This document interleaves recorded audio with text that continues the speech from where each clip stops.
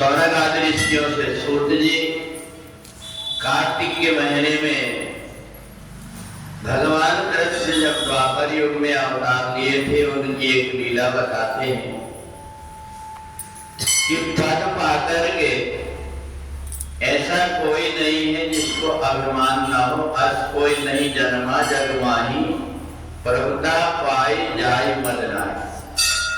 भगवान से ही अपने को सब कुछ मिलता है, परंतु कभी कभी हमारा अभिमान ऐसा बढ़ जाता है कि हम भगवान से भी अपने आप को बढ़कर के मानने लगते हैं। बहुत से व्यक्ति हैं जिनको अपने आप को भगवान कहने में बहुत अच्छा लगता है, परंतु परमात्मा वो होता है जो अपनी इच्छा से शरीर धारण करता है और अपनी इच्छा से अपनी लीला को स्मरण कर लेता है। इंद्र को ऐसा लगा कि मेरे को इतना बड़ा पद प्राप्त हो गया, सारे देवता मेरे को मस्तक झुकाते हैं और जितनी अप्सराएं हैं सब मेरे आगे नाच गाना करती हैं, तो इसलिए इंद्र को अभिमान हो गया। भगवान का जब द्वापर युग में अवतार हुआ तो सारे देवता गए, परंतु इंद्र भगवान के पास में जाकर के प्रणाम तक नहीं किया।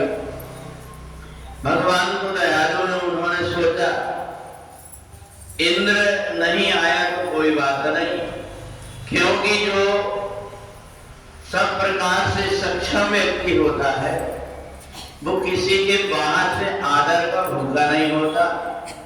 वो अपने आप में ही अपने आप को सम्मानित सोच करके और दूसरों से सबहि मान परत आप अमानी, सबको सम्मान देता, परंतु अपने आप को कोई सम्मान की इच्छा नहीं रखता।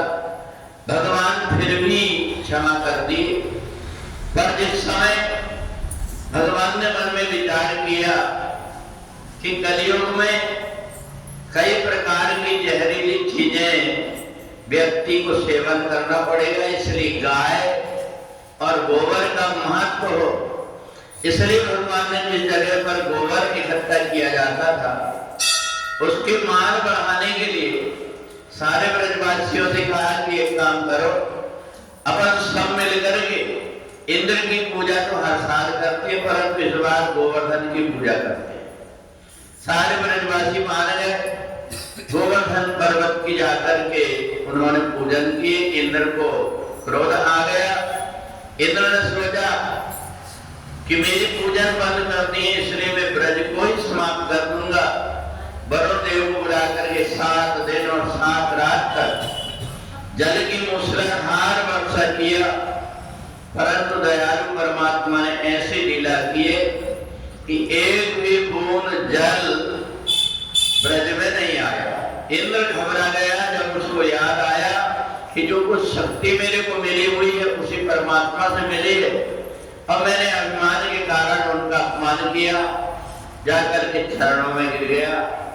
भगवान ने कहा आज मैंने जिस गिरिराज की पूजन किया, ये गिरिराज 7 दिन और 7 रात तक के जब पानी गिरा तो भगवान ने अपनी एक छिंगली में उठा करके सारे ब्रजवासियों की रक्षा किए। तो इसलिए भगवान ने कहा कि ये गिरिराज पर्वत जब तक के सूर्य और चंद्र है, जब तक सभी भक्तों की रक्षा करते रहेंगे।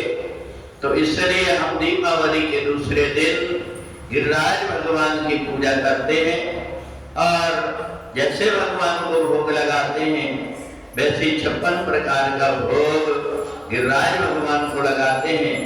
जो भी व्यक्ति गिरिराज भगवान का पूजन करता है उनके घर में धन धान्य की कभी कमी नहीं जाती। अन्न कूट के माध्यम से माता अन्नपूर्णा उनके हमेशा निवास करती। बोली सच्चिदानंद भगवान।